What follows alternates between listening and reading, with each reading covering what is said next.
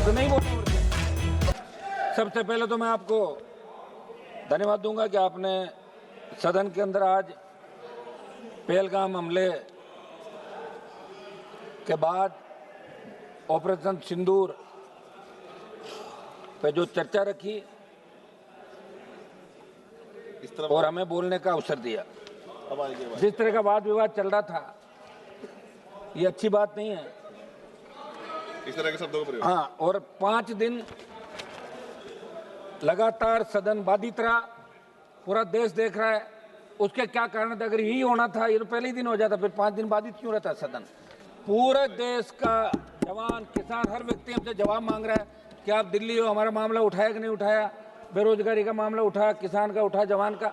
निश्चित रूप से मैं आपको धन्यवाद दूंगा, अध्यक्ष जी को और हमारे पक्ष विपक्ष सबको, कि आखिर सदन ऑर्डर के अंदर आया और आज इस महत्वपूर्ण विषय पे ऑपरेशन सिंदूर, जिसको लेके हर भारतीय के मन के अंदर ये था कि ऑपरेशन सिंदूर के बारे में खुली चर्चा होनी चाहिए। आज सदन के विद्वान सदस्यों ने अपनी अपनी बात रखी। सभापति महोदय, निश्चित रूप से 26 लोगों की 22 अप्रैल 2025 को जो पहलगाम में धर्मपूछ की हत्या की, वो निंदनीय कृत्य था।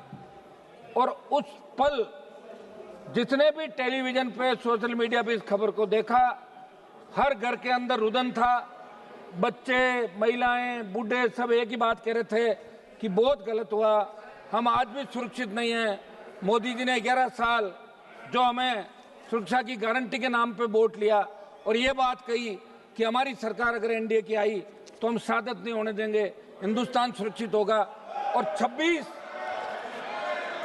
लोगों की, रुको यार, क्या कर रहे हो, रुको तो एक बार। बोलो। जिस तरह सभापति जी चुप कराइए इनको। जिस तरह 26 लोगों की निर्मम हत्या की, जिन महिलाओं के सामने, जिनकी नई नई शादी हुई, उनके पति की हत्या की, बच्चों की, महिलाओं की, और ये घृणित करते पाकिस्तान द्वारा जिन आतंकवादियों को पनाह दी जाती है, जिस आतंकवाद का पोषण पाकिस्तान कर रहा है, और उसके आतंकवादियों द्वारा पहलगाम के अंदर ये दहशतगर्दी की गई। दुर्भाग्य से हमारे सिस्टम के अंदर भी कोई चूक रही होगी सभापति महोदय, कि अंतर्राष्ट्रीय सीमा पे पहलगाम नहीं है, लेकिन वहां तक ये आतंकी कैसे पहुंचे? क्या अपना खुफिया तंत्र इतना कमजोर हो गया? और वहां इतनी संख्या में अगर पहलगाम के अंदर पर्यटक आते हैं तो सुरक्षा के क्या इंतजाम आपके थे? आप 10, 15, 20 लोग लगा सकते हो। और हमला होने के बाद कितनी देर बाद लोग वहां पहुंचे, स्थानीय लोगों ने मदद करी, आपके मिलिट्री के लोग बहुत लेट पहुंचे। ये निश्चित रूप से बहुत बड़ा दुर्भाग्य था। पूरा देश उस दिन रोया था और मोदी जी को बार बार यही कह रहा था कि अब कब जगोगे, कब उठोगे? आप तो कह रहे थे कि पीओके पे कब्जा कर लेंगे, आपको 303 दी, आपको 350 दी, अब की बार भी 300 पार कराया एनडीए को। आखिर कब करोगे? आपका तो नारा ही ये था कि पाक अधिकृत कश्मीर पे कब्जा करेंगे जब हमारी सरकार आएगी। लगातार आपने 14, 19 और 24 के अंदर ये बात कही। हर हिंदुस्तानी के मन के अंदर एक ही बात थी कि अब की बार पाकिस्तान का इलाज हो जाएगा।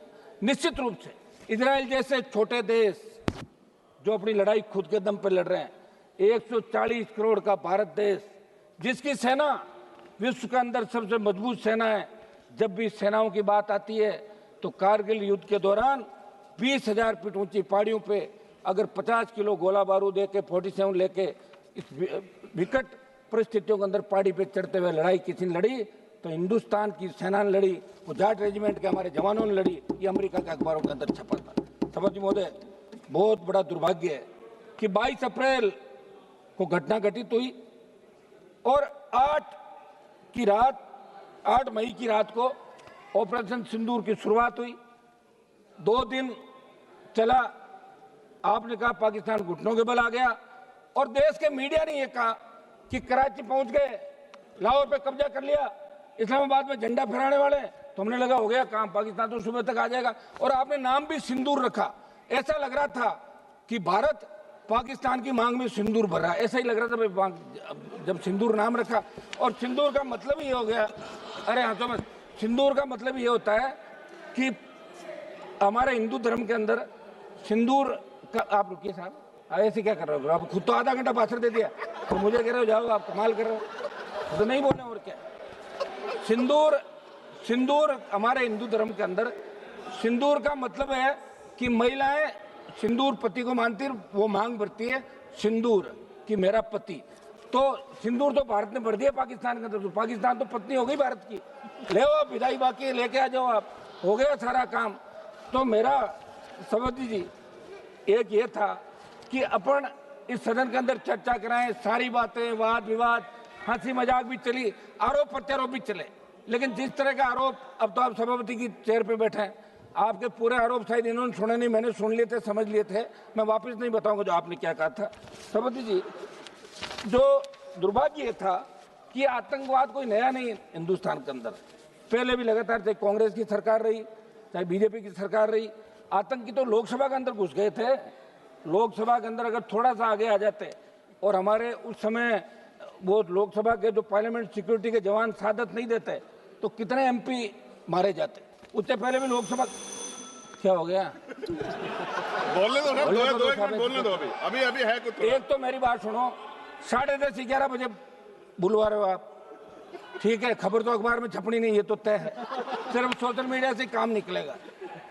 और हम ये बैठे हैं, इसका मतलब हम मजबूत लोग हैं जो सेना के सम्मान के अंदर रात को 12 बजे भी हाउस के अंदर बैठे हैं। हाउस में अभी 150 से ज्यादा संख्या नहीं होगी सांसदों की, लेकिन हम सेना के सम्मान के लिए यहाँ बैठे।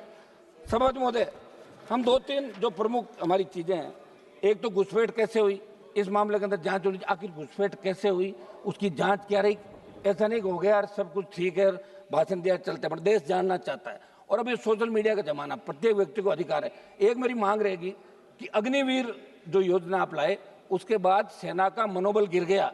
मेरी मांग रहेगी, आप मिनिस्टर लोग बैठे यहाँ पे, इस अग्निवीर को समाप्त करें, क्योंकि अगली बार अगर कोई बात हो गई तो फिर मैं सही कह रहा हूँ, मैं तो हमेशा, आपको पता ही नहीं है आप कौन से सेना में जाते हो, मैं तो जाति से आता हूँ, जिस जाति के सबसे ज्यादा लोग सेना के अंदर जाते हैं और सबसे ज्यादा साथ देते हैं। अब लोग व्यापारी लोगों क्या पता सेना क्या होती है। तो मेरी मांग है कि अग्निवीर को समाप्त करके पूर्व की भांति सेना भर्ती रैलियां कराएं।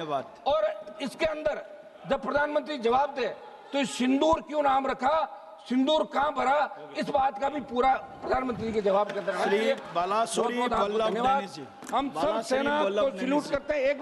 एक मिनट सर सुने, सेना को हम सैल्यूट करते हैं और इसके अंदर जो लोग सीज फायर श्री बालासुरी वल्लभ जो लोग मारे गए उनको भी हम नमन करते हैं, उन लोगों का। और सेना हमारी मजबूत है। आप स्टार्ट